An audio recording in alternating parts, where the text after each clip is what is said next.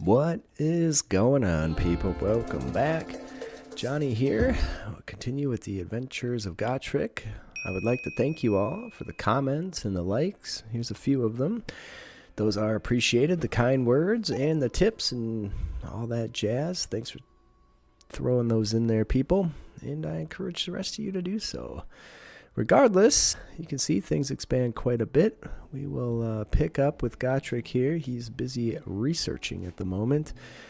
And it's raining, per usual. This biome is very wet, rainy, tends to make people very sick. But things are looking up at the moment.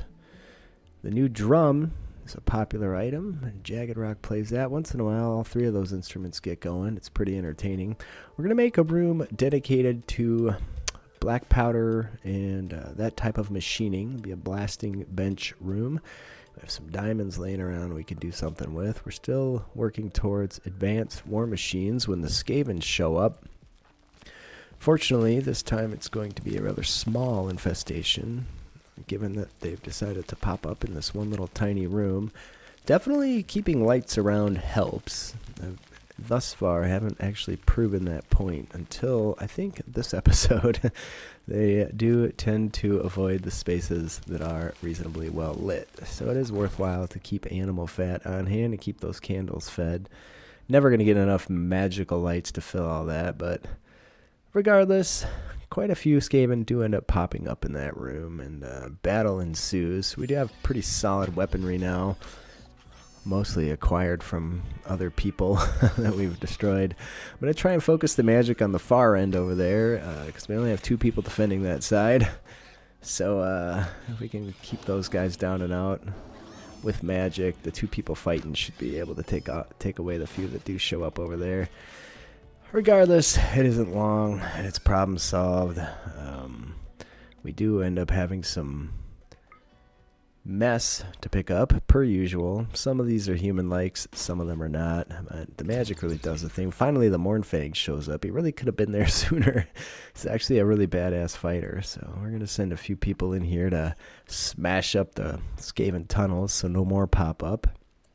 But otherwise, we'll send everybody on their way. We did have Jagged Rock end up getting injured sufficiently to go down, so we are going to have to drag him in. There's a few finish off commands too, a few of the Skaven that went down due to the magic spell, but otherwise we have some inspirations periodically popping up. Hayes has inspired taming, which I don't leverage, and there's a big mess to pick up. He's always set us back more in terms of just dragging everything out and dealing with it.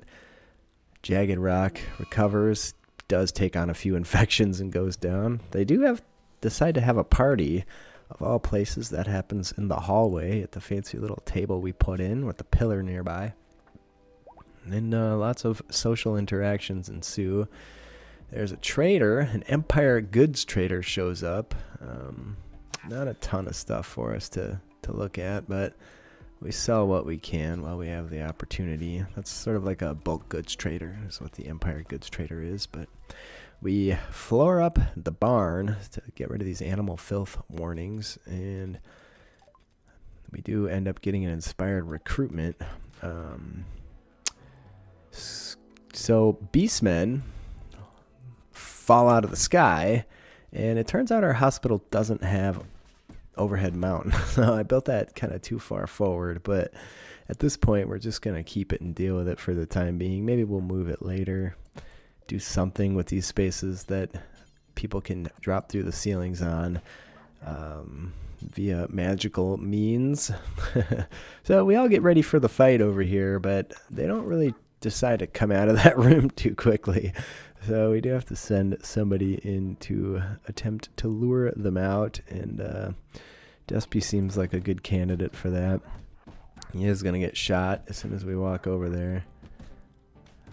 Again, they don't overly fall for my trickery, so at some point we're going to have to get over there and do some damage to him. But this guy with the melee weapon latched on while we were there briefly, and doesn't take much to drop that fool. They are smashing everything to bits, which is more than a little bit frustrating. Our beds are going, but we have plenty of material to rebuild all that stuff. So I'm going to try some Shem's Burning Gaze, and we do schmuck one of the Ungors. It'd be nice to have some jump shoes or a jump spell would be fantastic. We've lured a few out. There were some gore, not just piddly little Ungor and Warhounds in this raid. There were some actual gore, which are the big guys. And at the very least, one of them left me a silver axe that I can smelt up at some point here. So that's on the up and up. Either way, eventually we just have to bring it to them because they're not bringing it to us. Despite their beastman nature and love of all things violent, they maintain their distance and are content to smash shit for the time being. So I just give everybody a target and in we go. I do notice all the west views on my beastman horn on the west view was off there too. So something has changed with humanoid alien races, and I do have it on my list to fix those things at some point here. Usually Saturday mornings are my big mod mornings, so I'll take a look at those things, and regardless, they'll be fixed. Shouldn't be too long. So there's the silver large crude axe. We can smelt that baby up. And the cloven ones are dealt with again. We do get a mineable saltpeter meteorite, which will be useful for when we want to start making... Oh, we leverage our magic to see if we can fix a destroyed finger, but we can't. Anyways, black powder is where I was going with the first sentence there. The Mournfang's content to eat the dead beastmen, which isn't good, because he will get cast corruption from that, but there it is. As long as he doesn't go berserk on me, or manhunter, whatever they call it in this game, it'll be just fine. So Brunder's out there mining, and he gets attacked by a manticore. Fortunately, he doesn't get it too bad. However, we are going to have to get him inside and get him taken care of. Cadorson was close by and was going to assist, but that help ended up not being needed. So I'm debating on making an entrance over there. Some meals, curry meals, which are dwarven meals made out of berries and meat, fall out of the sky at that point. Intended to be used for travel meals. Anyway, we're going to expand the cook area here. I want to double wall that freezer on the south end just to make sure that the freezer stays froze. And the mining is finished for the blasting room. Some people show up along with a mad goat. I guess they didn't bring them with, but a mad goat does show up about the same time. Well, we'll be quick to take advantage of that situation as best we can. There's a troll and a raccoon that make entrance into our little safe area here, so we're going to make it a point to get those guys dealt with. A little bit of trading with the second batch of folks. No, that was the first. The second batch is yet to come. All kinds of people showing up wanting to trade with us. We're just selling off the ambrosia, whatever we can, just to get some cash. And Cadorson's hunting the troll when it does go mad and charge at him. We do have Stone Shield with a rifle nearby, and we have to wake up a few of the nearest by people that can actually do something about this problem. Fortunately, Cadorson is yet to take any injuries. And once the magic goes off, that's pretty much the end of that. Another troll dealt with. They sure do like to creep into our settled area. I don't know why that is. Wasp, who fought the Ibex for us, is tending himself up. And we do drop that raccoon. A rat self-tames at that point, and I do decide to keep him. We're going to name him Jerry too, in honor of our last rat, Jerry, that died early on. Surely he cannot be a Skaven spy of any type. So we reworked the cook area in an attempt to keep the freezer colder. We are going to get some hot times. A wild minotaur self-tames at that point. We send him to the animal zone, and we're going to make it a point to get him fully tamed up too. Between the Mournfang and the Minotaur, should have a pretty badass group of people. So we make some blasting benches. We start building shelves to store all the supplies on for building things for the blasting area. And the stone root is done, so we can start making some food for travel, which is also fantastic. Nearby, there's a Jabberslythe lair, and we're going to do that. That's a way to make a lot of gold. So at some point in the near future, we will set out. We do have 50 stone bread, which should be more than enough. We do need to make some bedrolls, though. So let's get on top of that as well, lest we get too crabby while traveling on the road. Despy here is focusing on training that Minotaur with a bucket full of rice, which is interesting. Either way, having some very smart, very tame animals, assuming they don't ever go mad. If they ever do go mad, we're just going to put them all down. They're too dangerous to keep around.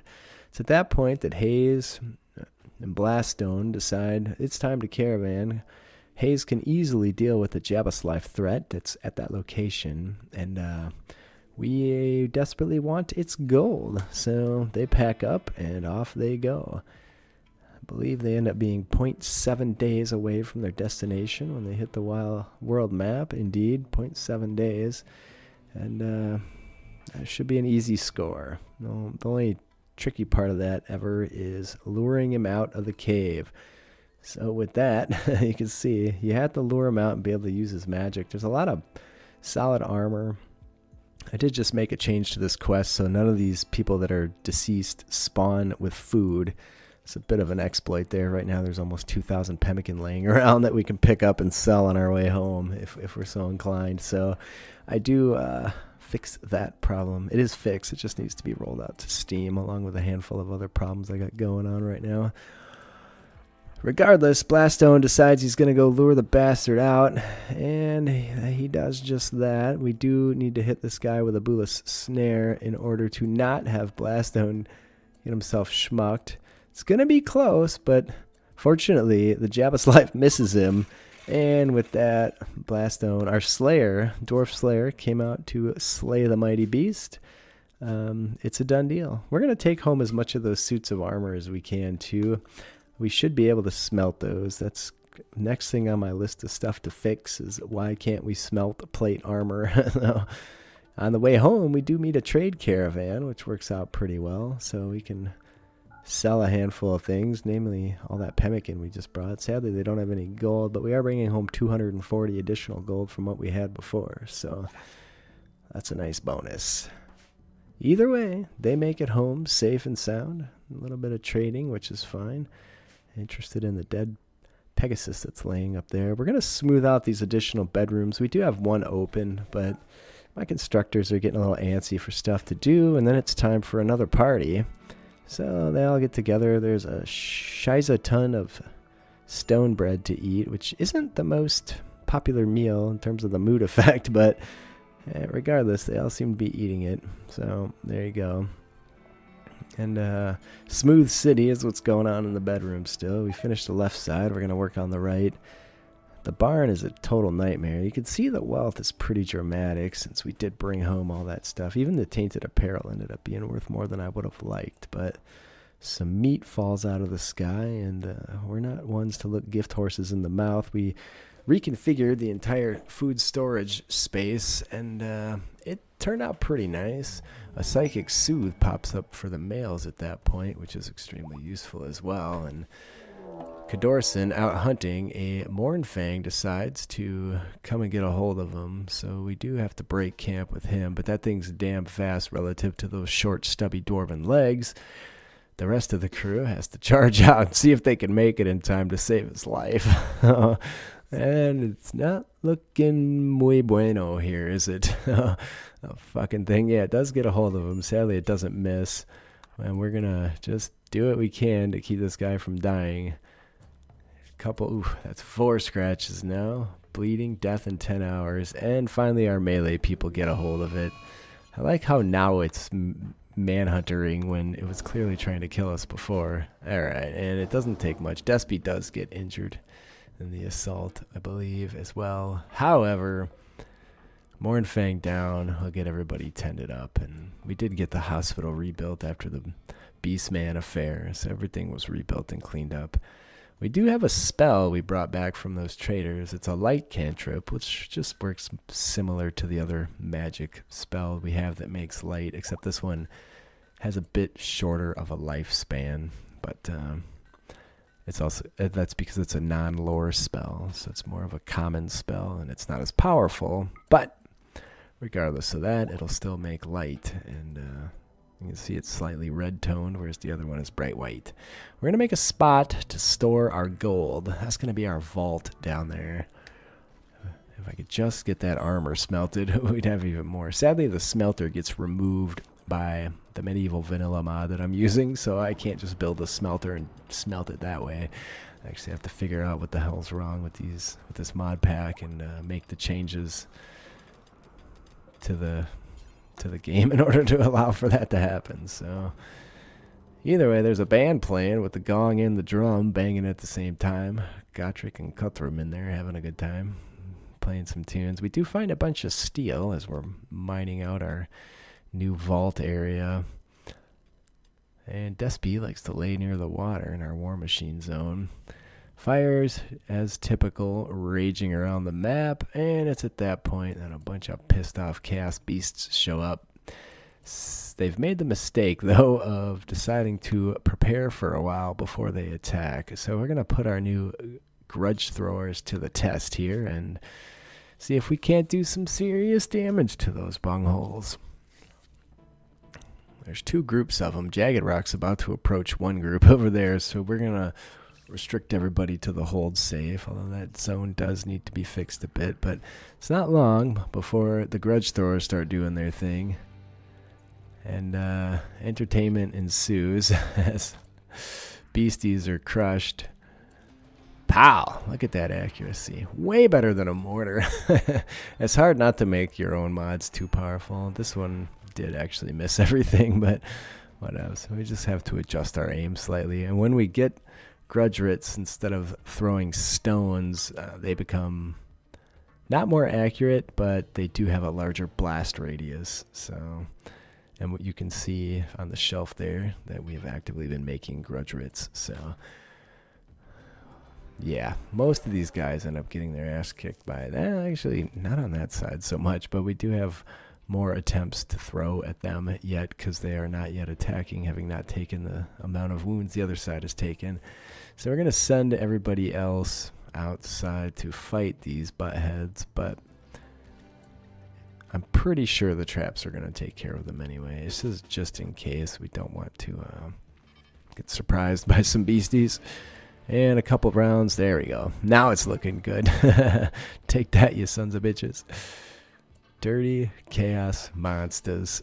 Always trying to bring it around. I don't like how they go through the cook room, and I don't like how they go through the freezer because they're opening doors and doing stuff they really shouldn't be there. So I have to come up with some plan to keep them from going that way, which really just means you have to make it easier to get around the other way. We're going to bring all these guys in because their hides are worth some loot.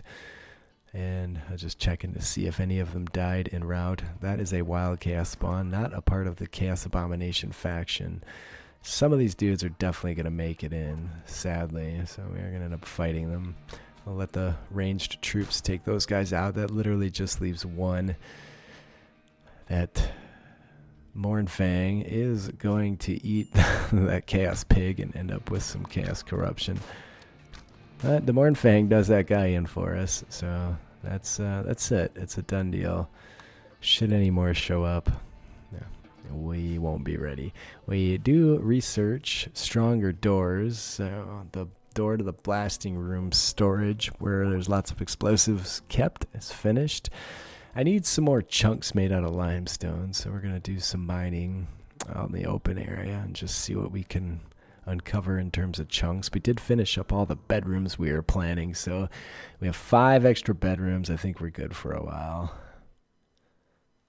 Otherwise, the vault's coming along nice. There's a lot of smoothing to do. It's such a slow task. Sometimes people just like to sit during a party or otherwise and admire the instruments, which I find interesting. I guess I look at my own guitars from time to time as they're hanging on the wall. So there you go. A lot of chaos meat rotting away with all that butchering. We do finally get around to some deconstruction out and about, as there were some additional structures that been meaning to take apart. Despy had his jaw destroyed, so we had to give him a denture. It's the best we can do outside of having some serious magic. Regardless, that's going to be it for today. Remember, likes, comments, love, show me some. I love you guys, and I'll see you all next time.